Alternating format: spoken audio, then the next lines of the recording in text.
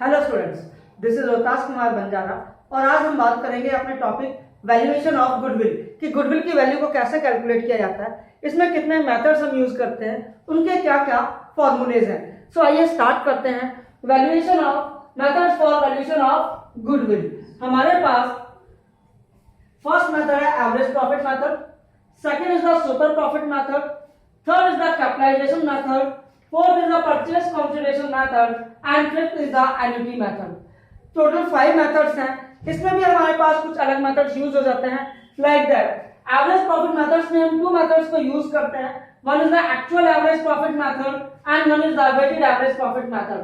Same capitalisation method में भी हम 2 मेथड्स को यूज करते हैं। One is the capitalisation of average profit method and capitalisation of super profit method. तो ये हमारे टोटल मेथड्स हो गए हैं गुडविल की वैल्यूएशन के। आइए फर्स्ट मेथड करते हैं एक्चुअल एवरेज प्रॉफिट मेथड। आपको यहाँ पे सबसे पहले क्या फॉर्मूला निकालना होगा बेटा? एवरेज प्रॉफिट का। एवरेज प्रॉफिट कैसे फाइंड आउट करते हैं? How to calculate average profit? So formula is total profit divided by number of years. जो टोटल प्रॉफिट दे रखा होगा हमारे पास उसको उतने नंबर ऑफ ईयर्स से डिवाइड कर देना है। और what is the formula of goodwill? Goodwill equals to average profit into number of year purchase. Means जो आपका एवरेज प्रॉफिट आया है उसको आप मल्टीपल कर देंगे नंबर ऑफ ईयर परचेज से, दैट इज फर्म्स गुडविल। ये क्या पूरी फर्म की गुडविल है बेटा। इसके लिए हमने क्वेश्चन लिया है कि we have 4 year profit 1 2 3 and 4 and the amount is first year loss 10,000 rupees, second year profit 20,000 rupees, third year profit 30,000 rupees, fourth year profit 40,000 rupees. So what is the total profit? 40 plus 30 70, 70 plus 20 90, 90 minus 10 80,000 rupees. Average profit 80,000 divided by 4. 4 is calculated 1 2 3 4 years. Total is 20,000 rupees. Now goodwill. Number of year purchase is given in your question. In my question I am assuming that 3 year is the number of year purchase. So goodwill equals to 20,000 into 3, that is 60,000 rupees. Now weighted average profit method. तो weighted average find out करना होगा सबसे पहले आपको। तो weighted average find out करने का क्या फॉर्मूला है हमारे पास? Total product of profit divided by total weight, divided by total weight. कि आप टोटल वेट से क्या कर देंगे बेटा? उसको डिवाइड कर देंगे। गुडविल का फॉर्मूला क्या होगा? Weighted average into number of year purchase, number of year purchase. Total product कैसे निकालेंगे बेटा? प्रॉफिट्स और वेट्स दोनों को मल्टीपल करते हैं, वो प्रोडक्ट कहलाता है। और जब उसका समीशन कर देंगे, टोटल कर देंगे प्रोडक्ट का, तो वो क्या कहलाएगा? Total of product. Total weight कैसे निकाला जाता है बेटा? वेट्स आपको क्वेश्चन में गिवन होंगे, अगर गिवन नहीं होंगे तो आप खुद वेट्स देंगे। तो आप कैसे खुद वेट्स देंगे? सपोज आपके पास ईयर था 2017, उसे आप 1 देंगे, 2018 2 दे देंगे, 2019 3 देंगे और 2020 को क्या दे देंगे? आप 4 दे देंगे। तो ये हमारे पास मेथड था कि वेट कैसे आप उनको देंगे। सो स्टूडेंट्स, अब आप बात करते हैं वेटेड एवरेज प्रॉफिट को कैसे कैलकुलेट किया जाता है। सो उसकी गुडविल को कैसे कैलकुलेट करेंगे? नाउ फर्स्ट हमने क्वेश्चन लिया है कि प्रॉफिट्स हैं हमारे पास फर्स्ट ईयर में 10,000, सेकंड ईयर में 20,000, थर्ड ईयर में 30,000 एंड फोर्थ ईयर में 40,000 रुपीस। वेट्स 1 2 3 4 क्वेश्चन में गिवन है। और अगर गिवन नहीं होंगे तो आपको क्या करना होगा? खुद देने होंगे बेटा वेट्स। कैसे देंगे? जैसे मैंने आपको बताया था कि 2016 का ईयर है तो 1 दे देंगे उसको, 17 को 2, 18 को 3, 19 को 4, 20 को 5। सबसे ओल्ड ईयर को 1 देना है और उसके बाद इंक्रीज करते जाना है। So year, profit, weight, product, 4 columns आपको मेंटेन करने हैं। Year 1 2 3 4, profit 10,000 20,000 30,000 40,000, weight 1 2 3 4। These are given in question. Now you will calculate product. Product is a multiple of profit or waste. So 10,000 into 1 10,000, 20,000 into 2 40,000, 30,000 into 3 90,000, 40,000 into 4 1,60,000. Now we make total. Weights का total 10, product का total 3 lakh, that is called total product, that is called total weight. So weighted average equals to total product divided by total weight. 3 lakh divided by 10, 30,000. Now goodwill weighted average into number of year purchase. Weighted average you will calculate 30,000 rupees and number of year purchase is 3. So total for goodwill is 90,000 rupees. Now students, we have discussed some specific points. वो points कौन से हैं बेटा? Points remember for calculating average profit. हमारे पास average profit के लिए कुछ estimates given होती हैं क्वेश्चंस में, तो हमें इन पॉइंट्स को ध्यान में रखना है और उन एस्टिमेट्स को कंप्लीट करना है। फर्स्ट आता है बेटा एबनॉर्मल गेन। एबनॉर्मल गेन क्या होता है? That is profit on sale of assets.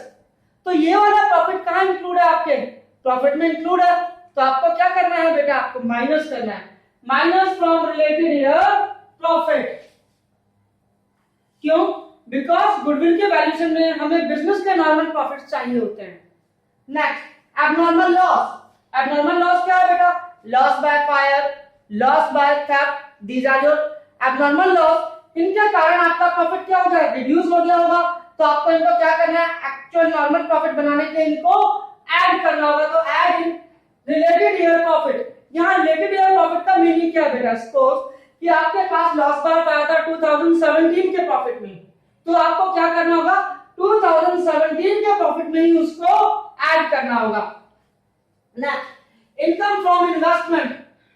ये इनकम हमारी रूटीन बिजनेस इनकम नहीं होती है, जो इंटरेस्ट हमें रिसीव होते हैं कहीं से भी, तो उसे क्या करेंगे? Minus from related year profit. This means जिस ईयर में ये ऐड हो गई है उस ईयर के प्रॉफिट में इसको माइनस करके दिखाना होगा। Next non operating income. कुछ हमारे पास नॉन ऑपरेटिंग इनकम भी होती है, जैसे रेंट रिसीव्ड, बिजनेस की इनकम नहीं है हमारी, इसे क्या करना होगा? Minus from related year profit. Rent जिस ईयर के प्रॉफिट में इंक्लूड होगा उस ईयर से आपको क्या करना है बेटा? उसे माइनस करना है। Revenue expenses treated as capital expenditure. बड़ा इंपॉर्टेंट पॉइंट है ये कि आपने कोई रिवेन्यू एक्सपेंसेस था और उसको क्या मान लिया? कैपिटल एक्सपेंडिचर मान लिया बाय मिस्टेक। अब आपने अगर उसे एक्सपेंस माना ही नहीं, कैपिटल एक्सपेंडिचर क्या होता है? परचेज ऑफ एसेट, और आपने उसे एक्सपेंस माना ही नहीं। सपोज वेजेस थी, हमने उसे कैपिटल एक्सपेंडिचर अज्यूम कर लिया, बाय मिस्टेक हो गया। अब हमने जब उसे कैपिटल एक्सपेंडिचर अज्यूम किया तो हमने उसे as an asset show off किया होगा, और है क्या वो? Revenue expenses. तो हमने उस एक्सपेंसेस को क्या बेटा अभी तक माइनस नहीं किया, तो आपको क्या करना होगा? Minus from related year profit. जिस ईयर में ये मिस्टेक हुई है उस ईयर में आप उसे माइनस कर देंगे। नेक्स्ट आता है बेटा capital expenditure treated as revenue expenditure. कई बार हम कैपिटल एक्सपेंडिचर को रिवेन्यू मान लेते हैं, लाइक दैट कि हमने कोई एसेट परचेज की थी और उसको हमने एक्सपेंस माना रिवेन्यू। दिस मींस हमने रिवेन्यू एक्सपेंस माना हुआ है, तो हमने अपने प्रॉफिट को क्या कर दिया बेटा? रिड्यूस कर दिया है। अब वो एक्सपेंस तो था नहीं हमारा, दैट इज योर एसेट। तो हम क्या करेंगे बेटा उस केस में? Revenue expenses, capital expenditure treated as revenue expenses. तो हमें क्या करना होगा बेटा? उसको प्रॉफिट को हमें एडजस्ट करके दिखाना होगा। अब आपने क्या मान लिया बेटा? उसको रिवेन्यू एक्सपेंसेस माना हुआ है। रिवेन्यू एक्सपेंसेस माना हुआ है, तो आपका प्रॉफिट क्या हुआ पड़ा है? कम हुआ पड़ा है। आपको उसे क्या करना है? प्रॉफिट को इंक्रीज कर देना है और ऐड करना है रिलेटेड ईयर के प्रॉफिट में। अब ऐड करना एक कॉन्सेप्ट था, लेकिन हमने जब रिवेन्यू मान लिया था तो उसके ऊपर डेप्रिसिएशन चार्ज नहीं की थी। भाई फिक्स्ड एसेट्स परचेज की है तो उसके ऊपर क्या चार्ज होना चाहिए? डेप्रिसिएशन चार्ज होना चाहिए, और हमने कोई डेप्रिसिएशन चार्ज नहीं की, तो बेटा हम उसके ऊपर क्या चार्ज करेंगे? डेप्रिसिएशन चार्ज करेंगे।